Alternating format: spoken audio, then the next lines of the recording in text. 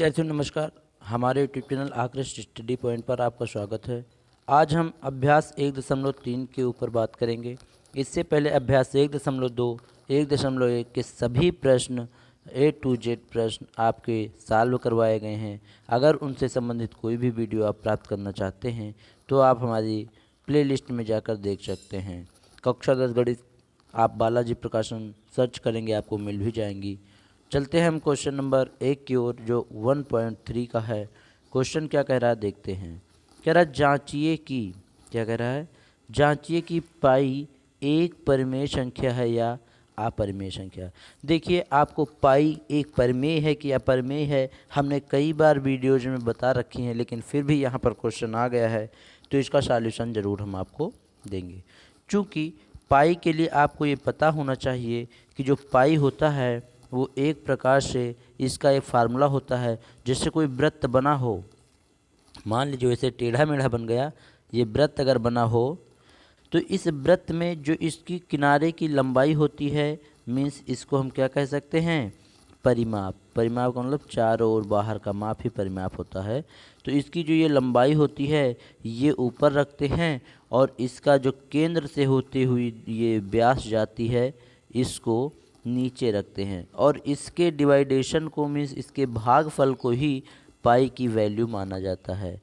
इसके भाग को ही क्या माना जाता है, पाई की वैल्यू। मीन्स किसी भी वृत्त का परिमाप, किसी भी वृत्त का परिमाप मीन्स बाहरी माप आवरण और बटे में उसका व्यास, बटे में उसका व्यास, यही वैल्यू जो आती है यही आपकी पाई होती है।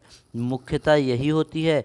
किसी भी प्रकार का वृत्त हो, छोटा बड़ा या जैसा भी हो, जितना उसके चारों ओर का माप होगा वो ऊपर रखेंगे और बटे में उसका जो व्यास की लंबाई होगी वो नीचे रख के डिवाइड आप करेंगे, जो भी आएगा वह यही वैल्यू आएगी जो पाई की वैल्यू दी जाती है। अर्थात वह क्या आएगी, 3.1415929 एज शो ऑन। ना जाने उसमें क्या क्या वैल्यूज आएंगे, लेकिन ध्यान ये रहे कि ये वैल्यू जो आ रही हैं पाई की ये रिपीट नहीं होंगी। जैसे यहाँ 9 लास्ट में लिखा है तो कई बार 9999 अब बार बार नहीं आएगा, कुछ बदल बदल के संख्याएँ आएंगी, अर्थात ये शांत नहीं होंगी। जब पॉइंट के बाद वैल्यूज शांत हो जाएं, मीन्स रिपीट होने लगें, तब आप क्या कह सकते हो, यह परिमेय है। लेकिन यहाँ पर वैल्यू कहीं पर भी रिपीट नहीं मिलेगी और रिपीट ना मिलने के कारण इसे क्या कहा जाएगा, अशांत और अनावर्ती। भाई ये रुकेगी नहीं कभी, तो अशांत और अनावर्ती का मतलब ये बार बार रिपीट कभी नहीं होंगी। अगर रिपीट हो तो वो आवर्ती हो जाएंगी, लेकिन रिपीट नहीं होंगी तो वो अनावर्ती होंगी। तो ये क्या हो जाएंगे, अशांत और अनावर्ती। और अशांत और अनावर्ती होने वाली सभी संख्याएं क्या कहलाती हैं, अपरिमेय संख्या कहलाती हैं। अर्थात पाई क्या है आपका, अपरिमेय संख्या है। ध्यान रहे, पाई एक अपरिमेय संख्या है। अब चलते हैं क्वेश्चन नंबर 2 की ओर। क्वेश्चन नंबर 2 हमारा कह रहा है कि जांचिए कि 22/7 एक परिमेय संख्या है या अपरिमेय। अब आपके दिमाग में तुरंत क्वेश्चन हो रहा होगा कि सर अभी आपने बताया कि पाई एक अपरिमेय संख्या है और हर किताबों में हमें मिल जाता है कि पाई की वैल्यू 22/7 होती है, 22/7 होती। इसका मतलब कोई भी अपरिमेय संख्या हमेशा अपरिमेय के बराबर होती है। ई का मतलब जब पाई अपरिमेय है तो 22/7 भी क्या होगा, अपरिमेय। लेकिन यह पूर्णतया गलत है। क्यों? क्योंकि किताबों में तो लिखा मिल जाता है कि पाई इज इक्वल टू 22/7 में पाई की वैल्यू 22/7 होती है, लेकिन यह कुछ रूप से गलत लिखा होता है क्योंकि यहाँ पर ये अप्रॉक्सीमेट चिन्ह लगाया जाता है। कौन सा चिन्ह, अप्रॉक्सीमेट, कि लगभग बराबर है, पूर्ण रूप से बराबर नहीं, लगभग बराबर, अर्थात पाई की वैल्यू जो 22/7 लिखी जाती है वह अप्रॉक्सीमेट वैल्यू होती है, मीन्स लगभग बराबर होती है, ये पूर्णतया बराबर नहीं होती। लेकिन फिर भी हम ये मानते हैं, किताबों में आपने पढ़ा होगा कि 22/7 ही लिखा होता सर, ये बराबर में लिखा होता है। लेकिन आपने ये भी तो देखा है कि कोई भी परिमेय संख्या परिमेय के ही बराबर होगी, कोई भी अपरिमेय संख्या अपरिमेय के ही बराबर होगी। तो जब पाई अपरिमेय है तो 22/7 परिमेय अगर है तो ये बराबर कहाँ लिखी जा सकती हैं। अर्थात ये पाई और 22/7 में बराबर का संबंध तो हो ही नहीं सकता। लेकिन किताबों में कहीं कहीं लिखा मिलता है, क्योंकि वहाँ पर अप्रॉक्सीमेट वैल्यू दी होती है।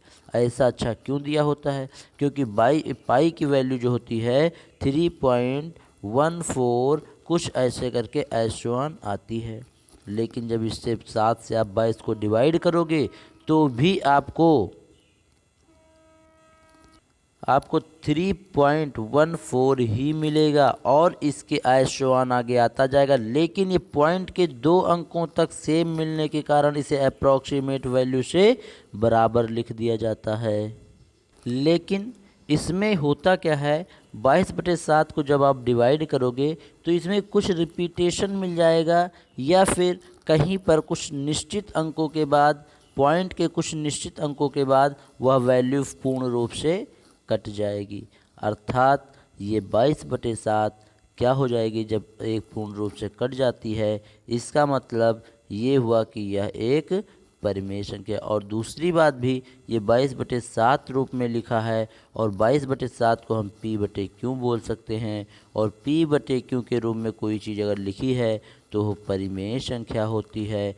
ये भी आपको बताया जा चुका है। और ये केवल इसमें कंडीशन क्या दी जाती थी, क्यों 0 नहीं होना चाहिए। क्यों का मतलब नीचे 0 ना हो, तो 7 है यहाँ पर, 0 वास्तव में नहीं है। एक और कंडीशन होती थी p व q, इन दोनों का HCF हमेशा 1 होना चाहिए। और इन दोनों का HCF भी निकाल के देख लो, 22 और 7 में कोई भी कॉमन वैल्यू 1 के अलावा नहीं मिलेगी, इसलिए ये सारी कंडीशन को भी फॉलो करता है, इसलिए भी यह एक परिमेय संख्या होती है। उम्मीद करता हूँ ये दोनों क्वेश्चन आपको समझ में ज़रूर आए होंगे। लेकिन फिर भी अगर कोई डाउट या क्वेरी है तो आप पूछ सकते हो, इससे भी अच्छा एक्सप्लेन करने की कोशिश ज़रूर करूँगा। फिर तीसरा क्वेश्चन कहा, जांचिए कि संख्या ये संख्या आपको दे रखी है और आपको ये जांच करके बताना है सरलतम रूप में करने पर कि जो प्राप्त होगी संख्या वह परिमेय होगी या अपरिमेय। आप सबसे पहले दी गई संख्या को लिखेंगे। यहाँ पर 45 को लिख सकते हो आप 5 9 45, वो भी रूट लगा है तो रूट लगा दो, आगे 2 लगा है 2 लगा दो। अब देखिए 9 रूट से बाहर निकलेगा, 9 को 3 गुणे 3 लिख सकते हो, 2 के जोड़े बन जाएंगे तो यहाँ से 9 का रूट 3 बाहर निकल जाएगा, क्योंकि 9 को क्या लिख सकते हो 3 गुणे 3, है ना। 9 बराबर 3 गुणे 3, और ये एक जोड़ा बनेगा और जोड़ा रूट से बाहर निकलता है। इसका मतलब ये 2 और गुणे का ये एक जोड़ा 3, तो 3 दूनी 6 आपका क्या हो जाएगा बाहर। तो यही चीज़ 3 दूनी 6 टाइप का लिखा है, और रूट का ये 5 ये देखो लिखा है। इतने का काम ख़त्म, प्लस लगा है लगा दिए। अब 3 रूट 20 में 20 को लिख सकते हो 5 चौके 20, 4 से रूट 2 बाहर निकलेगा, क्योंकि 4 को लिख सकते हो 2 गुणे 2, तो यहाँ से 2 निकलेगा, आगे 3 ऑलरेडी है, तो 3 दूनी 6 रूट 5 बनेगा, तो 3 दूनी 6 रूट 5, और बटे में 2 रूट 5 S1 लिखा है।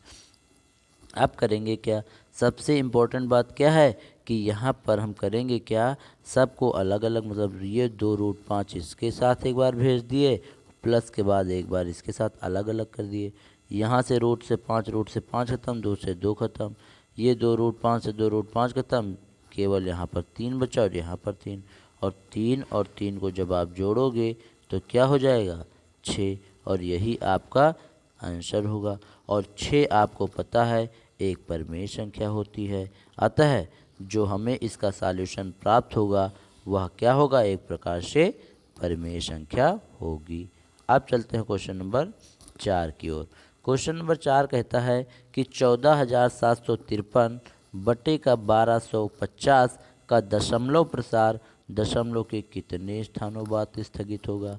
करना क्या है आपको, एक बार इससे आपको भाग लगाना है और तब तक भाग करना है जब तक पॉइंट के बाद भी ये सारे के सारे वैल्यू कट न जाए। आप भाग करोगे 11.8024 आएगा, अर्थात भाग करके देख लेना। जब भाग करोगे तो पॉइंट के 1 2 3 4 4 अंकों बाद ये समाप्त होगा, अर्थात दी गई संख्या दशमलव के 4 स्थान बाद स्थगित होगी। अब चलते हैं क्वेश्चन नंबर 5 की ओर। क्वेश्चन नंबर 5 हमारा कह रहा है कि संख्या 43/2 का दशमलव प्रचार दशमलव के कितने स्थानों बाद स्थगित होगा। करना क्या है, इस तरह के क्वेश्चन के लिए आपको करना क्या है, बहुत ध्यान से देखिए। यहाँ संख्या का हर देखेंगे, हम क्या देखेंगे, हर 2 गुणे 5। अभाज्य गुणनखंड 2m गुणे 5n के रूप का है, अतः यह क्या होगा, शांत प्रसार होगा। कि निश्चित हो गया, शांत होने का मतलब कुछ न कुछ अंकों के बाद कट जाएगा, जो कि 2 बराबर अधिकतम 2,1 स्थान के बाद शांत होगा। कितने के बाद, 2 स्थानों के बाद। ठीक है, इस प्रकार से क्वेश्चन नंबर 5 भी खत्म। क्वेश्चन नंबर 6 की ओर चलते हैं। क्वेश्चन नंबर 6 क्या कह रहा है हमारा, क्वेश्चन नंबर 6 बोल रहा है कि संख्या 1.2348 और 48 के ऊपर लगा है बार। इस तरह की संख्या की प्रवृत्ति ज्ञात कीजिए। अब बार लगे होने का मतलब ये हुआ कि जो 48 है लास्ट में, 48 बार बार आएगा, बार बार 48 चलता रहेगा। और जब भी रिपीटिशन हो जाए, मैंने आपसे कहा था कि वह शांत होती है, और जब शांत होती है तो वो भैया क्या कहलाती है, क्या कहलाती है, परिमेय संख्या। शांत होती है और आवर्ती का मतलब बार बार आ रही है वही चीज़, तो शांत और आवर्ती होने की स्थिति में यह एक क्या होगी, परिमेय संख्या होगी। इस प्रकार से क्वेश्चन नंबर 6 भी खत्म। अब चलते हैं क्वेश्चन नंबर 7 की ओर। क्वेश्चन नंबर 7 कह रहे हैं कि संख्या 3.35 और 3,5 के ऊपर बार लगा है कि प्रवृत्ति ज्ञात कीजिए। इसकी भी प्रवृत्ति 3,5 बार बार आ रहा पॉइंट के बाद, इसका मतलब ये हुआ कि इसकी प्रवृत्ति भी शांत और आवर्ती है, और शांत और आवर्ती वाली सभी संख्याएं क्या होती हैं, परिमेय संख्या। क्या होती हैं, परिमेय संख्या होती हैं। अब चलते हैं क्वेश्चन नंबर 8 की ओर। क्वेश्चन नंबर 8 हमारा कह रहा है क्या, कि संख्या 2√5 कैसी, 2√5 की प्रवृत्ति ज्ञात करो। प्रवृत्ति ज्ञात करने का मतलब यह परिमेय है कि अपरिमेय है, कैसी संख्या है। चूँकि आपको पता है √5 एक अपरिमेय संख्या है, जिसका मान 2.2360679777 ऐश्वान होता है, जो कि अशांत और अनावर्ती है। तथा 2√5 भी अशांत और अनावर्ती होगा, क्योंकि आपको बताया है कि अपरमेय में कुछ भी अपरमेय जोड़ो घटाओ, ठीक है, जोड़ो या घटाओ या किसी परमेय से गुणा करो, तब भी प्राप्त संख्या भी अपरमेय संख्या ही आएगी।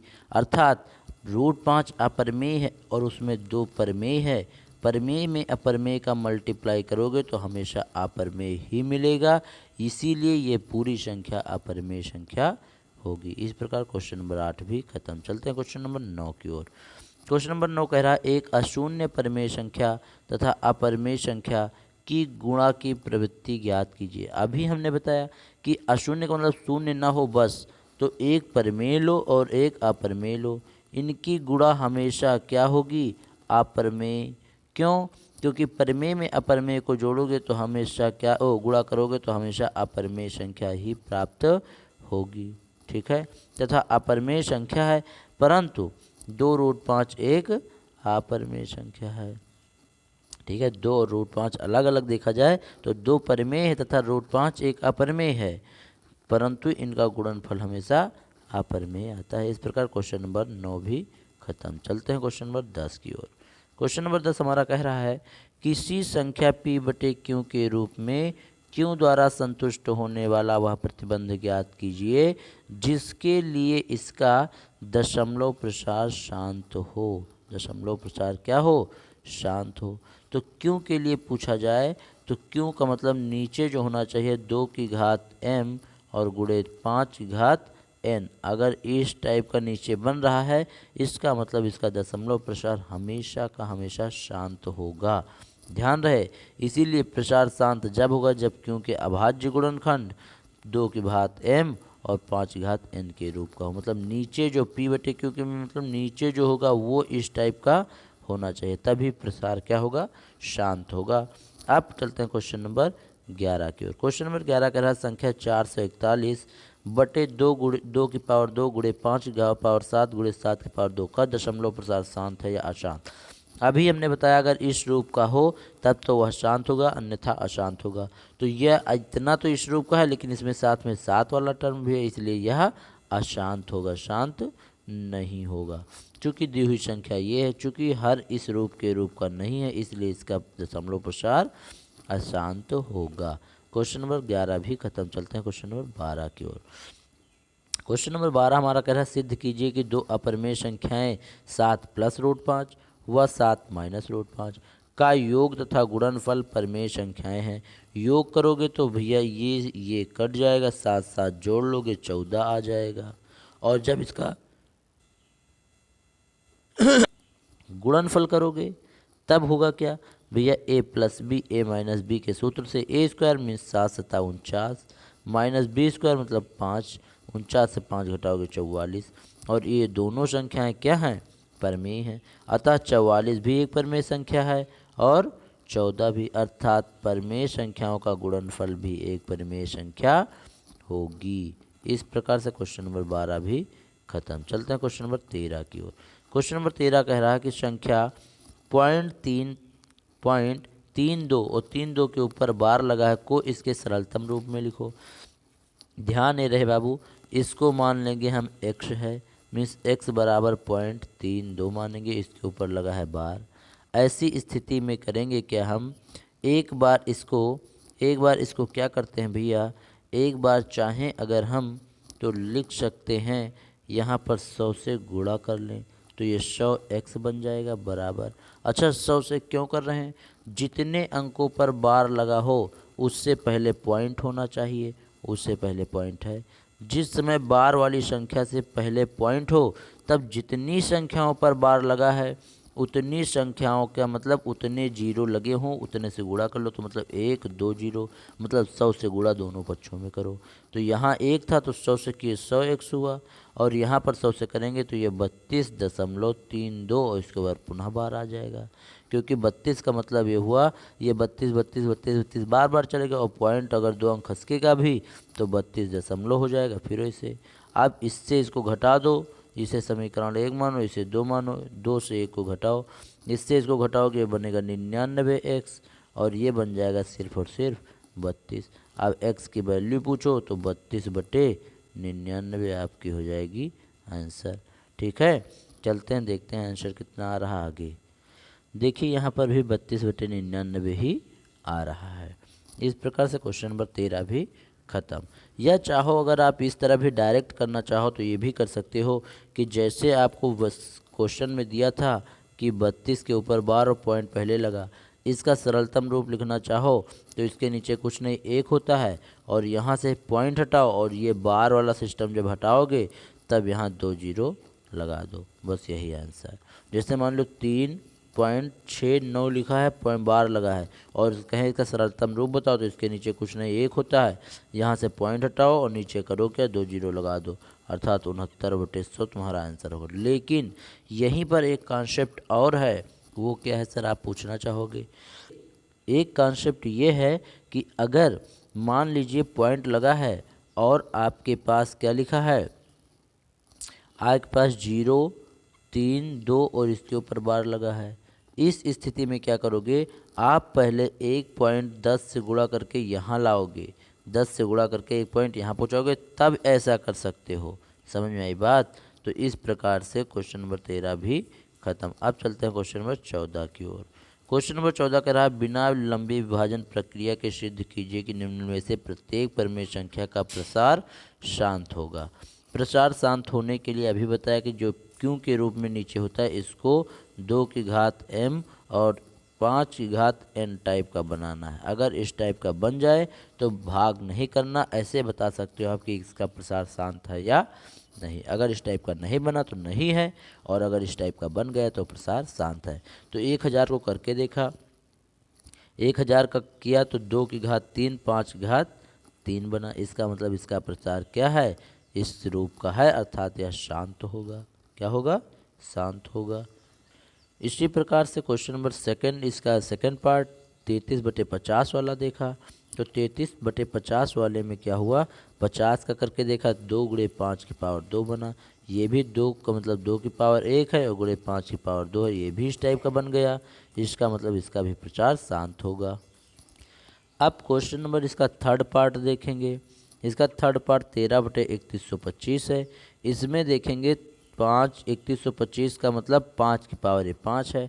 अब आपके दिमाग में आ रहा होगा इसमें 2 की पावर तो कुछ आया ही नहीं, तो अगर नहीं आया फिर भी ये शांत होगा। क्यों भैया, क्योंकि आपको ये पता होना चाहिए कि जैसे 5 की पावर 5 लिखा है लेकिन यहाँ 2 की पावर कुछ भी नहीं है, तो 2 की पावर 0 आप ऑटोमेटिक लिख सकते हो, क्योंकि 2 की पावर 0 मतलब 1 होता है और 5 की पावर 5 में 1 तो गुणे में तो सबके पास 1 होता है, इसलिए यह इस रूप का है, 2 की घात m और 5 की घात n रूप का है, इसलिए यह भी क्या होगा भैया, इसका भी दशमलव प्रसार शांत होगा। उम्मीद करता हूँ ये क्वेश्चन ज़रूर समझ में आया होगा, लेकिन अगर फिर भी कोई डाउट या क्वेरी है तो आप पूछते रहना। अब क्वेश्चन नंबर 15 की ओर चलते हैं। क्वेश्चन नंबर 15 कह रहा है बिना विभाजन प्रक्रिया के आपको इन सबको भी बताना है कि प्रत्येक प्रमेय प्रसार शांत है कि अशांत, या अशांत आवर्ती है। कोई दिक्कत नहीं। इसके नीचे 180 इसका गुणनखंड किया, कुछ इस टाइप का आया, 2 की पावर 2 गुणे 2 की पावर 3 गुणे 5, अर्थात ये केवल और केवल 2 की पावर m और 5 की पावर n टाइप का नहीं है, इसलिए इसका प्रसार अशांत होगा, अर्थात शांत नहीं होगा। सेम प्रोसेस सेकंड में भी 7 गुणे 7 गुणे 7, मतलब ये भी 2 की घात m और 5 की घात n टाइप का नहीं है, इसका मतलब ये भी शांत नहीं होगा। क्या होगा, अशांत होगा। इसी प्रकार से तीसरा पॉइंट देखेंगे तो वह भी इस टाइप का नहीं है, 2 की पावर m और 5 की पावर n रूप का, इसलिए इसका भी दशमलव प्रसार अशांत होगा। इस प्रकार से क्वेश्चन नंबर 15 तक के सारे क्वेश्चन खत्म। चलते हैं क्वेश्चन नंबर 16 की ओर। क्वेश्चन नंबर 16 हमारा कह रहा है बिना लंबी विभाजन प्रक्रिया के सिद्ध कीजिए कि प्रमेय संख्याएं अशांत और आवर्ती हैं। सेम वही काम करना है, देखना है नीचे के पार्ट को, दी गई नीचे का पार्ट 2 की पावर m 5 की पावर n रूप का नहीं है, अतः ये पूरी संख्या दशमलव प्रसार अशांत आवर्ती होगा। क्या होगा, अशांत आवर्ती।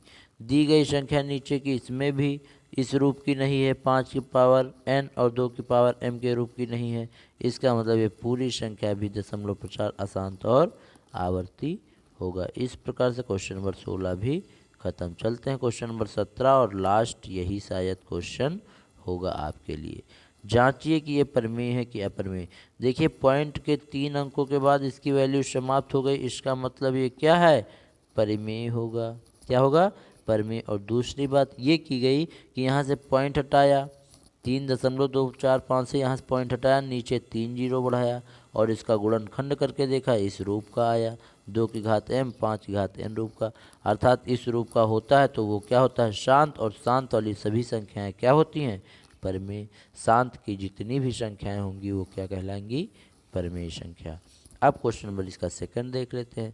यहाँ पर 5 अंकों के बाद पॉइंट है, कितने के, 5 के पहले, तो अब यहाँ से हटाएंगे तो 5 जीरो नीचे बढ़ाएंगे, इसका गुणनखंड करेंगे तो 2 की घात 5 5 की घात 5, ये भी इस रूप का बन गया, 2 की घात m और 5 की घात n के रूप का, अतः ये इसका भी दशमलव प्रसार क्या होगा, शांत। और सभी दशमलव प्रसार जो शांत होते हैं वो क्या होती हैं, प्रमेय संख्या होती हैं। क्या होती हैं भैया, प्रमेय होती हैं। आप क्वेश्चन नंबर इसका थर्ड पार्ट देखेंगे। थर्ड पार्ट कह रहा 2.12 11 21 ऐसे करके न जाने कितनी संख्याएं। स्पष्ट है कि यह क्या हो रहा है, शांत नहीं है। क्यों, क्योंकि ना तो यह रिपीट हो रहा है लगातार और ना ही यह शांत, मतलब ये दशमलव के बाद शांत दिखाई दे रहा है, मतलब रुका हुआ। इसका मतलब स्पष्ट है कि दशमलव प्रसार अशांत और आवर्ती है, अतः दी गई संख्या जब अशांत होगी तो वह अप्रमेय होगी, जब शांत होगी तो प्रमेय, जब अशांत होगी तो अप्रमेय। अब क्वेश्चन नंबर 4 देख लेते हैं। इसमें देखते हैं 4 मतलब 43.1 2 3 4 लेकिन इसके ऊपर लगा है बार, और बार का मतलब ये इतनी बड़ी संख्या बार बार रिपीट हो रही है, और जब भी रिपीटेशन लग जाए तो वह प्रसार शांत और आवर्ती होता है, और शांत और आवर्ती वाली सभी संख्याएं परमेय संख्या होती हैं। अशांत वाली अप्रमेय लेकिन शांत वाली परमेय होती हैं। इस प्रकार से 17 क्वेश्चन 1.3 के आपके ख़त्म हुए। अब अगली वीडियो लेक्चर में आपको विविध प्रश्नावली पढ़ाई जाएगी। उससे पहले अगर आपको कोई भी डाउट या क्वेरी है तो आप निसंदेह पूछ सकते हो। यहीं पर इस वीडियो को विराम देते हैं। Thanks for watching this video.